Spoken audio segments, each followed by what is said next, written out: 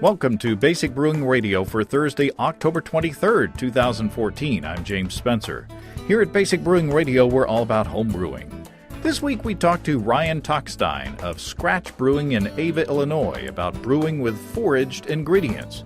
Ryan and his brewing partners use ingredients from their local region, along with ingredients they find in the forest surrounding their brewery. If you're new to home brewing or would like to get into the hobby for the first time, check out our website, basicbrewing.com, where you can find archives of our audio and video podcasts and our DVDs to walk you through basic and more advanced brewing techniques. You can find me on Twitter. My username is Basic Brewing, all one word. Our show page on Facebook is at facebook.com/basicbrewing. We're on the Google Plus, too. Thanks again to everybody clicking on the Amazon.com associate link on our basicbrewing.com site. You know how that works. Whenever you think of Amazon shopping, go to our website first, basicbrewing.com. Click on our Amazon ad, and that will take you back to Amazon, where you can shop, as you normally do. And it won't cost you any extra. But you'll be helping us to bring you the show, and we greatly, greatly appreciate your support. We know I know it doesn't take much effort, but it does take an effort to remember us, and we greatly appreciate you doing that. We also have associate links for Brew Your Own magazine and the American Home Brewers Association on our site as well.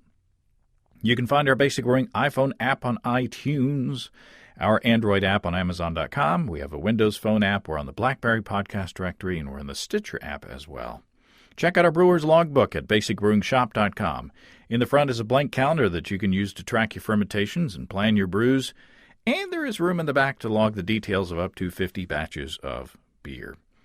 If you want to put a tip in our tip jar, some coinage in our guitar case, you can go to basicbrewing.com/support. And thanks to everybody who's done so already. And protect your precious beer with one of our growler bags. Check those out at basicbrewingshop.com. And for a limited time, you can get a free Basic Brewing bottle opener with the purchase of any of our DVD combos. Quite the deal. Let's take a quick look into the mailbag before we get to talking to Ryan. You might remember that a couple of episodes ago, Chris Colby made sort of a snarky remark about the campaign for Real Ale or Camera. And Stephen writes from near Norwich in England with a response. Stephen says, I've been a long-time member of Camera, and there's been a long-running and hotly debated argument within and outside Camera as to whether the new craft brewers producing U.S.-style cold, fizzy, but very tasty beer should be recognized or not. Also, there have been discussions on the use of a cask breather, as discussed on your show. My view is that, yes, some of the rules can be rather arcane, but at the end of the day, there is nothing quite like the experience of drinking a pint, an imperial pint, Stephen says, of cask ale. Without Camera, this experience would have dried out in the 1970s when the big breweries moved to producing bland keg beer. I would encourage you and your listeners to try some Real Ale if they get a chance of coming over. The best place to do this is to go to a Camera-organized beer festival. I'll be working at and then drinking at the hugely popular Norwich Beer Festival at the end of October. See you there, Stephen says. Well, I wish you'd be seeing me there. That would be a lot of fun. I appreciate the note. And I'm sure that, Chris was joking, of course. Being a snarky guy that he is, he was having a little fun there. We have a sponsor this week. Do you want to introduce your homebrew obsession to friends and family? Learn to Homebrew Day, coming up on November 1st, is your perfect opportunity. Established by the American Homebrewers Association in 1999, Learn to Homebrew Day is designed to help homebrewers like you introduce your non-brewer friends and family to the coolest, most rewarding hobby there is. Visit homebrewersassociation.org to locate a Learn to Homebrew site near you, register your own event, and download free Learn to Homebrew Day promotional materials. That's homebrewersassociation.org. Very cool. Now let's head into our conversation with Ryan Tockstein of Scratch Brewing to talk about foraging interesting ingredients for our beers. Ryan Tockstein, welcome to Basic Brewing Radio. Thank you. Thank you very much. Glad to be talking to you. You were recommended by the Mad Fermentationist, Mike Tonsmeyer, and he is not easy to impress, so you come well recommended. Yeah, Mark and I are very familiar with his website. Mark is my business partner. She's more familiar with his website than I am, but I've checked it out from time to time, and he seems to be very, very knowledgeable, and that's very, very flattering to be recommended by him. And I said, I guess he tasted your beers at the Great American Beer Festival, and so I looked at your website and I said, "Yep, that's somebody I want to talk to." We like to talk to people who have interesting approaches to brewing, and you guys. First of all, I guess before we get into your philosophy, kind of give us some background of where who you are and where you came from and how you got into the brewing business. Okay. I guess my first introduction to craft beer would probably be in college, working in a grocery store. They had probably one of the better beer selections in the town at the time. And I worked in the grocery department, so it was my job to stock all that stuff. And looking at it all the time, naturally, I was kind of interested in all of it. So just kind of went from there and started trying a few, and realized, wow, there is some really good beer out there.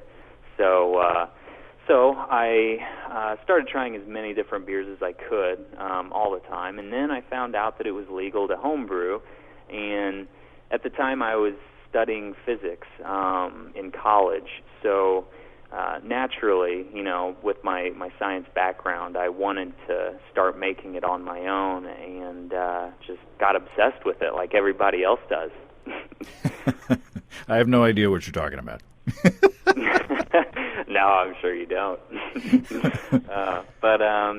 So it just kind of went from there, and after homebrewing for a couple of years, I really decided that I thought it would be something I would really enjoy doing as a career, and luckily it eventually worked out, and I'm really glad it did.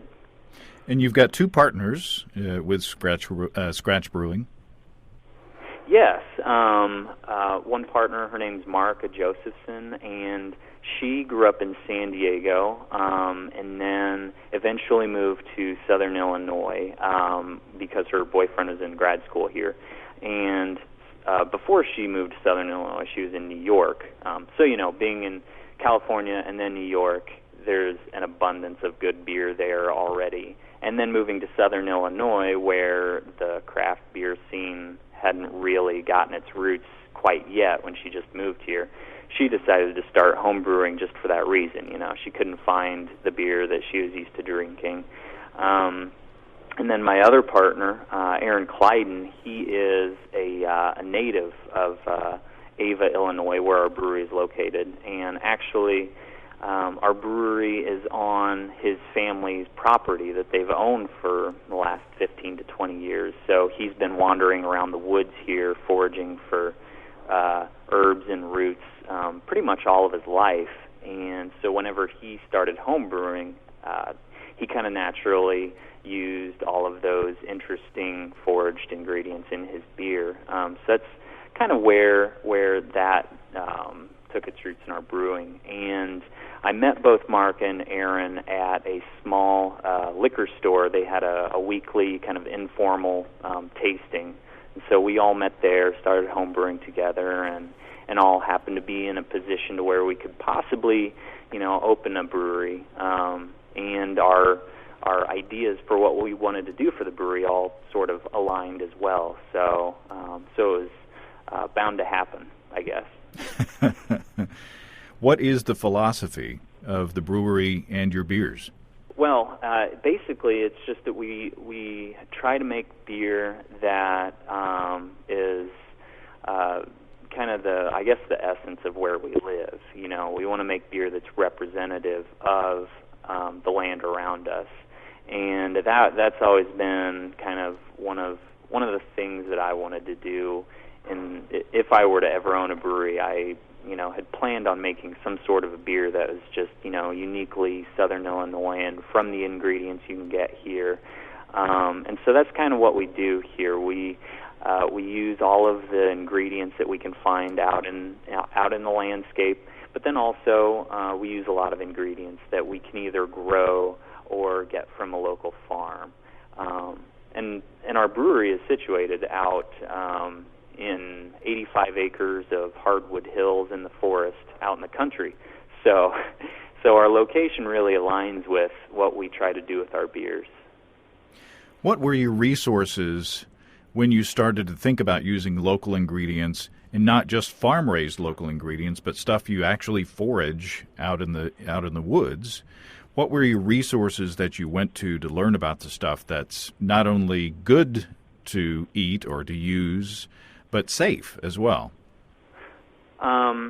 Well, one of the published resources we'd all used, and is a very good resource, and I think it's probably pretty popular among homebrewers that are interested in brewing such beers. It's called Sacred and Herbal Healing Beers, I believe. Mm-hmm. And so that book has loads of information on very old historical styles, such as gruits, things that they would have used to bitter beers before the advent of hops. And it's got just a really large amount of information on the different plants that are safe to eat, as well as brew with. So that's one of our resources. But then also just researching, I guess, the history of this area. So what are some things that Native Americans would have used? What are some things that the early settlers in the 1800s would have used? But, since then there's been all kinds of exotic species introduced to this area. So there's all kinds of things growing here now that wouldn't have been here in the 1800s. So if it's not something that would be native to this area, then we can also find out about it on the World Wide Web. So. And how do you test these ingredients out? I mean, as homebrewers, we can brew a small batch and throw some ingredients in there and test it out. Is that the same approach that you use as well? Yeah, basically. First, our main priority is determining whether it's safe or not to use. So if we found something we weren't sure what it exactly it is, we would look it up and make sure we know what we have and make sure it's safe. And then the other part is just kind of determining if it has any sort of useful properties. Does it smell or taste good, or is it particularly bitter? And so if that's the case, then we'll go ahead and decide to make a test batch with it. And after brewing so many of these beers with all of these different ingredients, we know for the most part how a beer will turn out now. So it's pretty rare that we do a really small, like 5 or 10 gallon batch to test out some sort of ingredient. But it's definitely still useful, though, because, for example, just recently I had found out that you can use the bark on a certain type of hickory tree. It's called shagbark hickory. And whenever they grow to maturity, their bark comes off in very, very large sheets. And so you can toast it and then boil it, and whenever you boil it, you extract some really interesting flavors and aromas from the bark. So in doing our tests, and we pretty much do this with all of our ingredients, if we haven't used it before, we'll make a tea out of it. So boil up some water and put whatever it is that you have into the hot water and let it steep. Or if it's something pretty woody, like bark is, you may want to boil it for a little while. So we pretty much do that with everything, and that's part of how we determine how we want to use it. So through making a tea, you can kind of figure out how bitter it will be and what kind of flavor and aroma it will have if you were to put it into the boil kettle. But back to the hickory bark anyways. So I made the tea, and we decided that the aroma and flavor that I had was, pretty pleasant, and didn't think that there was any way you could use too much of it. So we jumped straight into a 2-barrel batch of it and used, I think, probably 15 pounds of the bark for a 2-barrel batch, and it was really, really potent. It still remains to be seen whether it was overdone, because I've not yet carbonated it, so it's just been kegged and still needs to be carbonated, so we'll see how it turns out. But so that's a little bit of info on our process on how we decide to use our ingredients. So that beer may be a blending beer for for another batch. After it started fermenting and I could smell the aroma of the bark outside of the building, we kind of thought it's possible that we might need to blend it. But we'll see how it turns out, though. Well, maybe there's a pun in there about its bark being worse than its bite, but I'm not sure. Yes. Exactly. I was mulling that over after I had brewed it, and never really came to a conclusion on what it should be. But there's a pun in there somewhere. Do you find that some ingredient, like hops, where you add the hops in the process, whether it's at the beginning of the boil or the middle of the boil or the end of the boil or in the fermenter or whatever, the hops have different characteristics depending on where you add them in the process. Do you find ingredients in your foraging that have the same effect? You certainly do.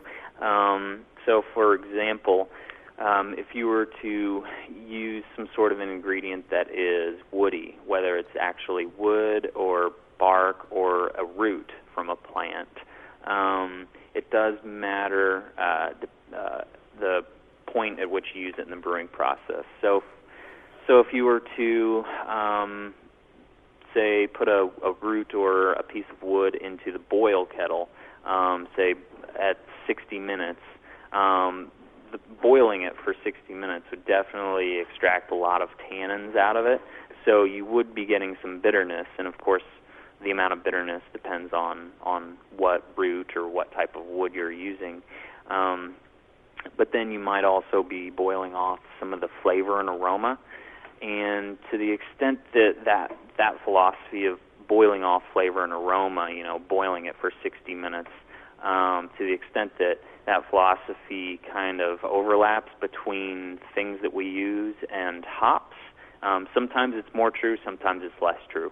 So, with the wood, you might not boil off that much of the flavor and aroma. You might retain a little bit more of it. But of course, that just depends on what you're using. But then, of course, you can also take the wood or root and toast it, and you can put that into the fermenter and age your beer on that, just like you would oak chips. But then we've also done things where we toast something or roast it and make a tea out of it, or a tincture, or actually put it into an espresso maker and make an espresso out of it, and then put that into the keg. And that's a little easier for us to do because we use corny kegs here at the brewery. So it's easier for us to open up a keg and douse it with things after we've already brewed it. So we have quite a bit of flexibility there.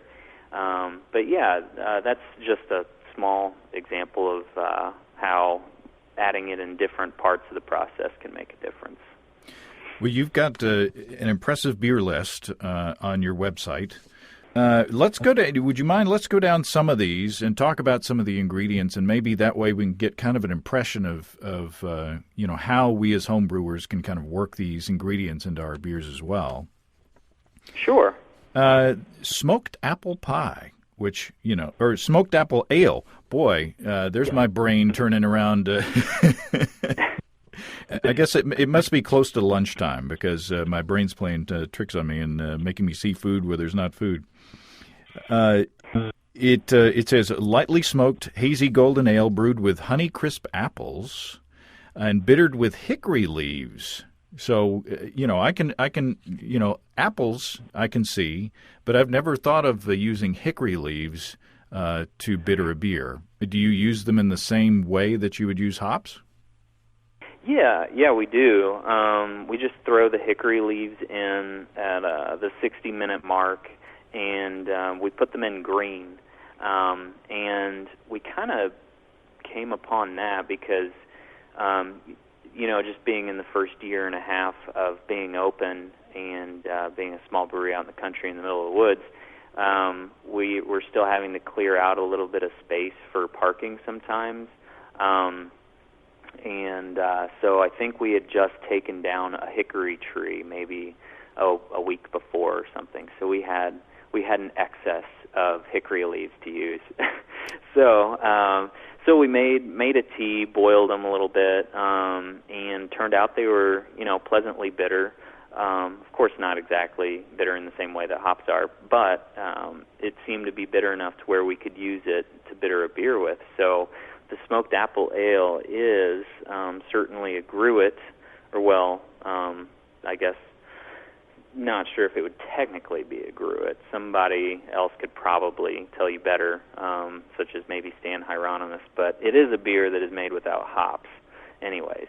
So the hickory leaves mainly are really there just for bittering. The flavor that you get out of them is it's pretty subtle flavor. It's just kind of like a green tannic tea-like flavor.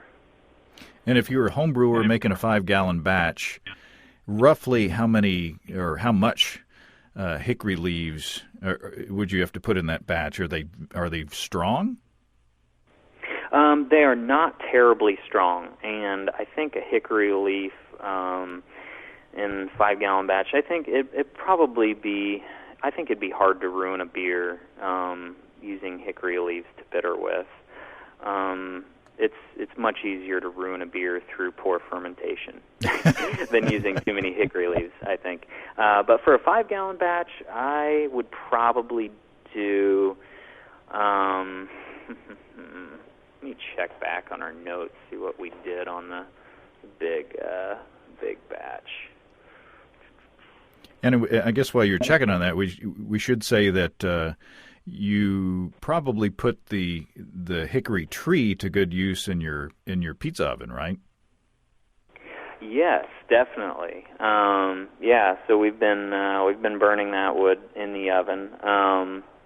Whenever we cook the pizzas, we usually have a mixture of wood, just because the source that we get our wood from, it's a large mixture. But it is really nice whenever we actually get some hickory thrown in there. Let's see. It does not. Oh, okay. So it was 8 ounces. 8 ounces of. Oh, well, it was dried. You can tell that I did not make this beer in particular.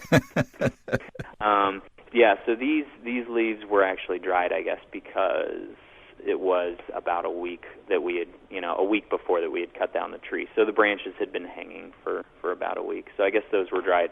But we did do, maybe a couple months ago, we did a hickory leaf IPA where we just bittered with hickory leaves and, used finishing hops. But we didn't use any hops for bittering at the 60-minute mark. So in the smoked apple ale, there's about 8 ounces of dried hickory leaves that went in at 60 minutes. And that's in a 2-barrel batch? Yeah, that is the 1.5 or 2 barrels. Let's see. That would be a 1.5 barrel batch. Okay. So you can just pretty much scale that down proportionally. But at the same time, this beer is a pretty dry beer, fermented out pretty dry. So there wasn't a whole lot of sweetness there that we needed to balance with the bitterness of the leaves. So keep that in mind if you're going to use some hickory leaves to bitter a beer with. The beer that we brewed, it was pretty dry. So that's why there was only 8 ounces in a full barrel and a half. The Spice Bush Belgian, a Belgian ale brewed with spice bush berries and leaves, providing hints of citrus, pepper, and clove. And the Belgian yeast adds a character of banana, peach, and other stone fruit flavors. That sounds really good. So I'm not sure what a spice bush berry is. Spice bush berry, it's on the spice bush plant, and it's sort of a woody bush, I guess you could say. It grows, I've never seen one higher than maybe 8 feet tall, something like that. And lots of times you'll find it on hedgerows or tree lines or somewhere that's, pretty exposed to the sunlight or has plenty of space. And so the berries, throughout the summer, they're green, and they're somewhat oblong-shaped and maybe about the size of a pea. So they're green all summer long, and then maybe around September they start turning red. And then early October is whenever they're just about all ripe and ready to go. But it's a really, really interesting plant. The wood and the leaves are very aromatic. They've got a pretty citrusy, fruity smell to them. So we've used the leaves quite a bit in adding that citrusiness to beers. And then the berries are not actually a berry, I guess. It's more of like a seed, I guess you could say. It's got a really large nutty-like center, and then a fleshy coating around it. So if you were to take a fresh one and break or try to pinch it with your fingers, the fleshy coating would just kind of slip off, and then you'd be left with the sort of like a nut center. And the berries are really neat because they have a bit of a peppery flavor, but then also some of that citrusiness as well. And they're also a little similar to allspice. And so I've heard that the settlers in the area used to use them for an allspice alternative. So that sounds appropriate for a Belgian. Yeah. How do you treat both the berries and the leaves in the process? So in that beer, we would put all of the leaves and the berries in at the end of the boil. So with our brewing system, it's I guess you could say it's a 2-barrel brewing system, but we most often do 1.5-barrel batches in it. And it's pretty much kind of like a large-scale home brewing system. The 3-vessel thing that's recirculated with the temperature control over propane burners. So in our boil kettle, at the end of the boil, we will recirculate the wort through a pump for about 15 minutes and then let it rest for about 5 minutes or so before transferring from the boil kettle to the fermenter. So any flavor additions or aroma additions we do with things like the spice bush berries or the leaves, we'll typically throw in anywhere from 10 minutes before the end of the boil to right at flame out. So the berries and leaves go in somewhere around there. These I think probably went in about 5 minutes before flame out or so. Do you ever, with all these interesting foraged ingredients, do you have a problem with debris in the fermenter, or do you have to treat that differently? In the fermenter, not so much, unless we actually add it directly to the fermenter. And luckily, our fermenters are small enough to where if we just absolutely clog a fermenter, and we can't get the chunks of whatever it is out of the fermenter with the fermenter in place. Most of our fermenters, we can just tip them over on their side and dig the stuff out. But usually we try to keep in mind, the fact that we're going to be harvesting yeast out of the fermenter, so we don't want to have chunks of pumpkin seeds or peaches or something like that coming out, into our yeast as well. So if we add anything to the fermenter, we'll try to harvest the yeast first, and then put whatever it is into the fermenter after we harvest the yeast. But we don't really have much of our ingredients going from the boil kettle into the fermenter, typically because a lot of what we use goes into mesh bags, and that's really just to keep the ports on our boil kettle from clogging. And so this brings up a funny story, and it's funny now. We can laugh about it now because it happened more than a year ago. So we did an arugula rye porter, and we were using the arugula greens to bitter with. And Mark was brewing this beer, so it's a little more funny to me than it is to her. She did not put the arugula greens in a mesh bag, and so whenever she started to recirculate at the end of the boil, the greens plugged up the ports on the kettle.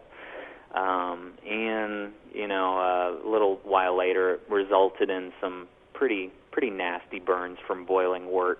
But, yeah, we learned that most things probably need to go in a mesh bag because the ports on our kettle get clogged up rather easily, which that does kind of bring down the efficiency or our extraction efficiency of whatever it is we're using.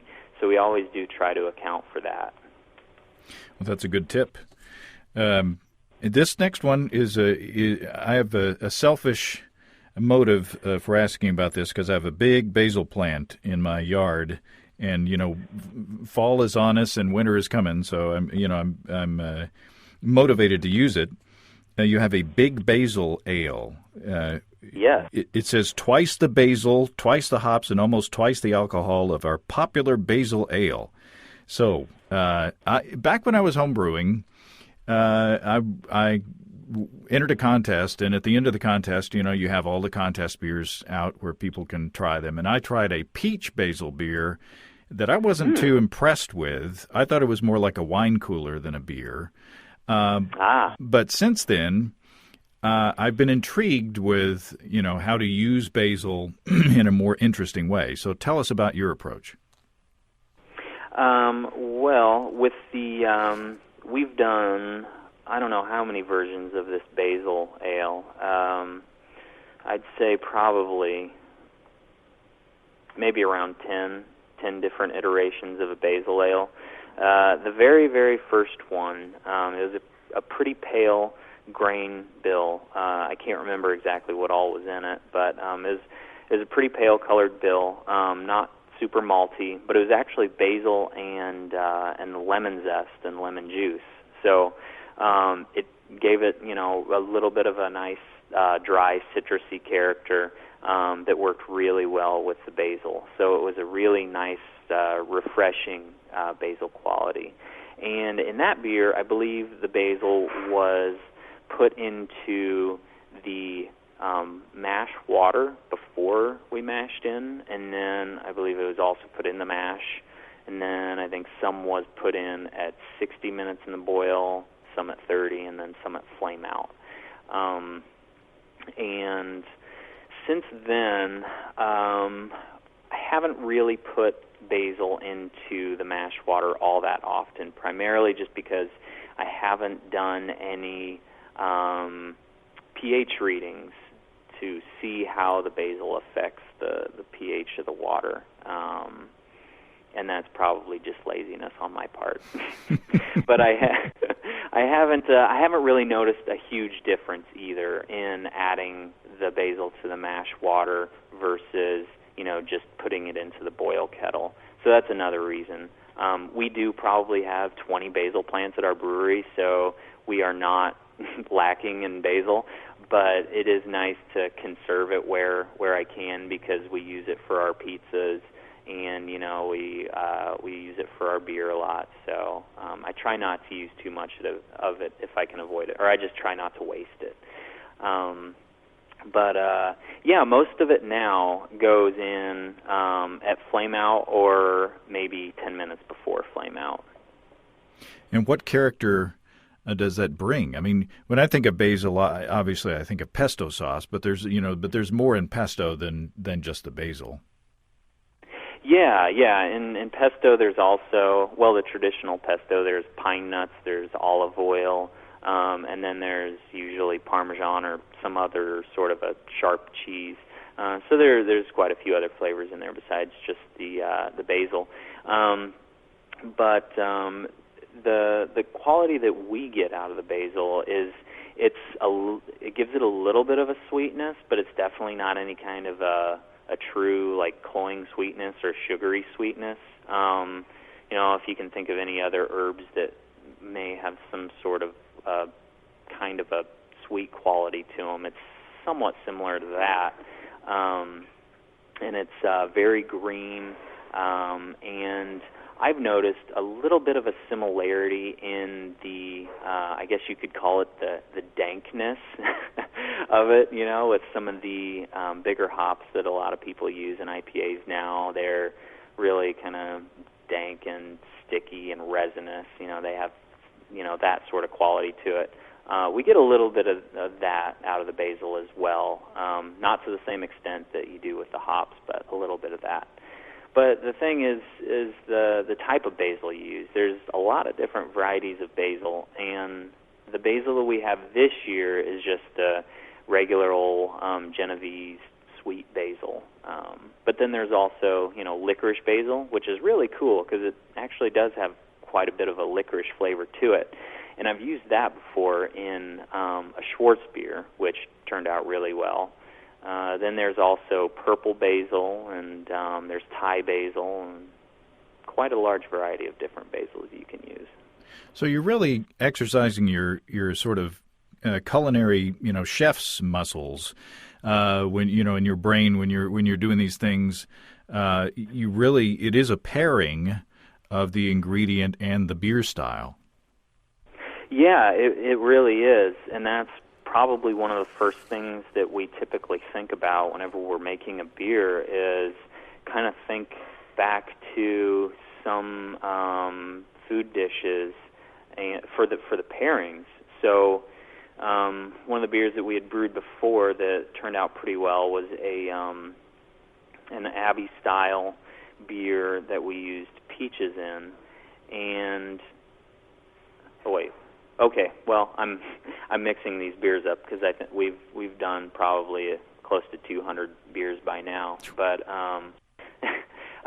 this one was actually an apricot beer. It was not a true braggot, but close to it. In Illinois, we can't technically brew a braggot because of the licensing laws. We have to use at least 51% malt, so I think it was maybe something like 40% honey and the rest was malt. So we did a really malty English-style ale with a fair amount of honey, and we used a lot of apricots in it that one of our neighbors close to here had. I think they had an apricot tree in their yard, so they gave us a lot of apricots. So we did a really malty apricot beer and aged it in a whiskey barrel, and so those flavors just kind of naturally go together because we were thinking about some of the desserts that you might find in places that involve stone fruits, peaches or apricots or things like that, and there's a few different desserts where that flavor, the whiskey flavor, is incorporated into something with a stone fruit. Well, that sounds delicious. One last beer that I want to talk about, and I'm a sour beer nut, a bit of one, and you have one on the list with no hops, a Burdock Sati. Yes. That beer is probably one of my favorites currently. That beer actually has quite a few different things going on. It's so I guess the base style would be a sati, and it is an old school Scandinavian style beer where they would have traditionally used cedar or juniper branches in their beer. There, that part of the world, they'd be using juniper branches. And here, what we use, its common name is Eastern Red Cedar, but it is actually a juniper species. But anyway, so with the sati style, they used the juniper branches because they have a little bit of antiseptic quality. So they would boil up some water with the juniper branches, and they would use that to clean their equipment. And they would also use it to line the bottom of their mash tun to use sort of like as a false bottom, I guess. So in our beer with the cedar branches, you get a little bit of that characteristic cedar wood flavor in the beer, but then you also get some flavor from the cedar tips, the actual green part of the branch, and it's really interesting how different those two flavors are. The flavors that come from the cedar tips versus the wood. The flavor from the cedar tips, it's very, very fruity, and with some, of course, some pine flavors in there as well. And then, let's see, we also used roasted burdock, which the root on the burdock plant it's fantastic. You can eat it. It is edible, and you might occasionally find it on a menu in a salad or something somewhere. But the root it's very earthy and has somewhat of a tuberous quality to it.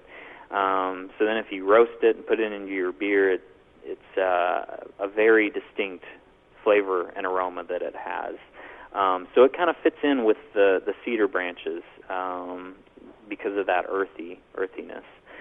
And then we finished it with lactobacillus to kind of dry it out, and so that way it's not too sweet, because we bittered it with the cedar branches and the roasted burdock root, which neither of them are terribly bitter. So we put some cedar branches in the boil, and of course boiling them for 60 minutes, we'll get a little bit of bitterness there, and then roasting the burdock root, actually roasting it to where it's black, you get a little bit of bitterness from the black parts on the root. So there's a small amount of bitterness that comes from those two things, but to really balance the beer, we had to sour it with lacto to help dry it out. Now, since you didn't use any hops, did you find it easier to sour the beer because the hops weren't present? Yes, it was very easy. And in fact, it seems that it's with a few of the different sour beers we've made, the ones that don't have hops in them do sour quite a bit easier. And we've done a couple of small batches, like 5-gallon batches, that were gruits, and the likelihood of it being infected unintentionally is much higher if it's a gruit, actually. Because those hops, I guess they do play somewhat of an important role. Go figure. Yeah. Well, that's cool. That's interesting information right there as well. We had a show recently where a home brewer made a sour beer / wine hybrid, and he didn't use hops in it, and found that when you don't use hops, he had the same experience. The beer sours a lot more quickly. Mm-hmm. Yes, definitely does. So this is a lot of fun. I mean, you've got more beers on the list.